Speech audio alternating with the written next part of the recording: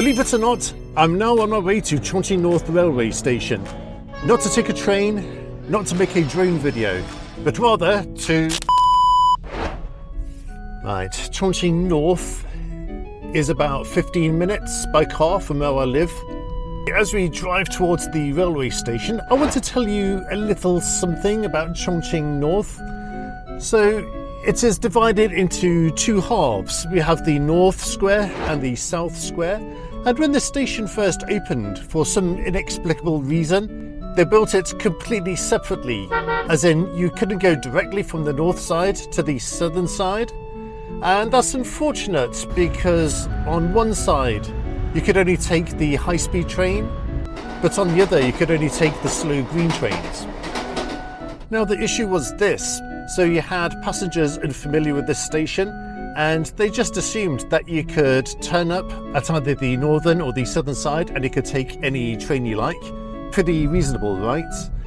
But what happened was, if you wanted somebody who wanted to take a high-speed train from the northern side, they would perhaps show up on the southern end and just discover there was no way to get to the platform.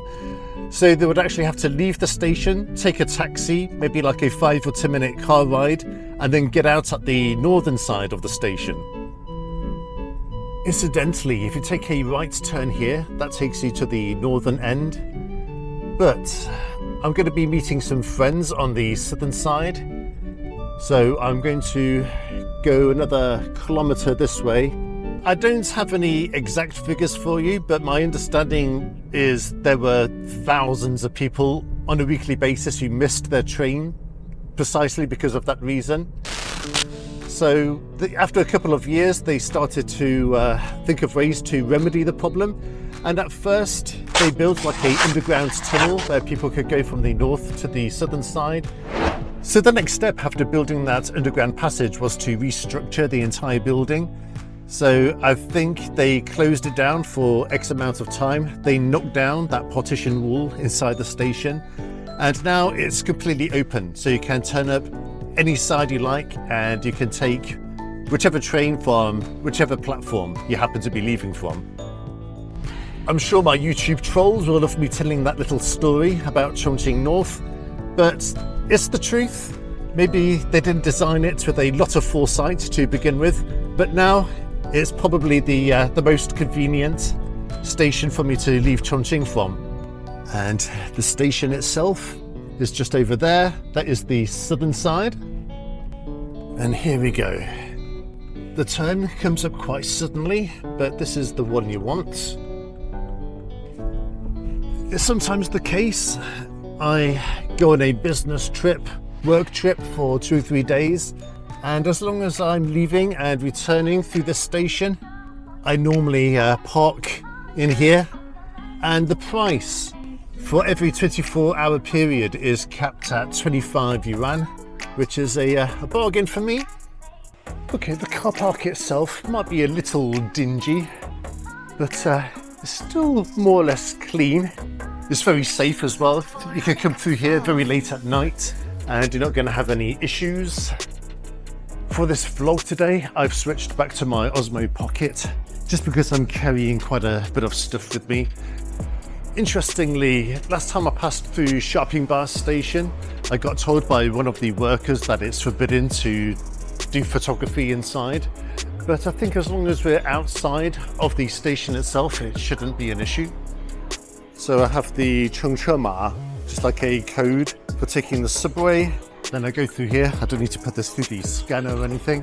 And then I just scan this QR code on this booth here. I'm just carrying lots of stuff and everything's so fiddly.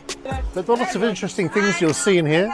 Lots of nice snacks. We also have these snazzy coffee machines and a really nice selection. And actually for a train station, these prices are really good. Aha, I found them. That must be the piano over here. Hey, now how do you Let me just introduce my friend of mine. So this is actually an ex-colleague. Yeah, so we can call him Young or Little Zhao, if you like. And let me show you what I'm going to be contributing today. I've played the piano since I was 7 years old back in England. I'm very rusty nowadays. I don't practice enough. And I've had a couple of injuries with my left arm, so I'm not quite as nimble as I used to be. Okay, so this is a very famous pop song we're going to be playing as a trio today. So 海阔天空, I think the English translation is boundless ocean, vast skies. And it was written by that very famous band called Beyond. I absolutely love piano, so I can't wait. It feels a bit like an electric piano, but it isn't.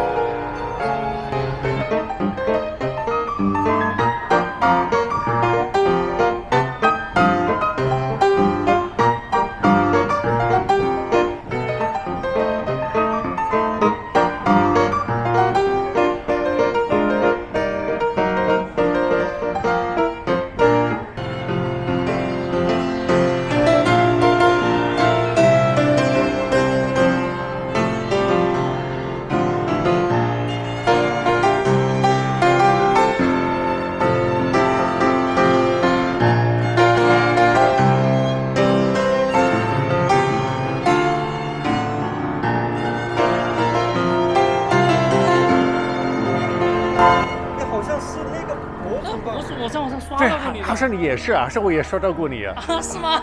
你弹的特别好。好，一起来吧。对。我们正好也会。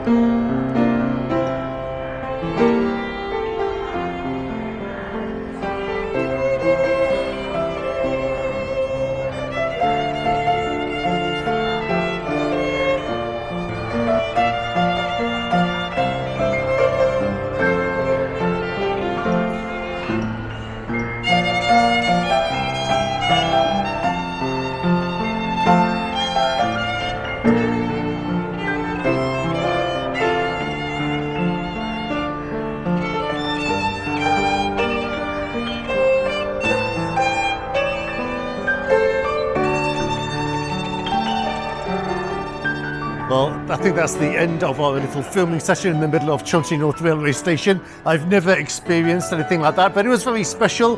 And you know, like I normally am when I play the piano, even though we have lots of people around, it's kind of like you crawl into your own world and then like the rest of the world kind of becomes oblivious to you.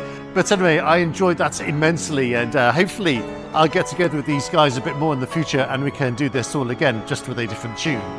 Well guys, I hope you enjoyed this little episode right here in the middle of Chongqing North Railway Station, and I'll be catching you guys for another vlog one day real soon.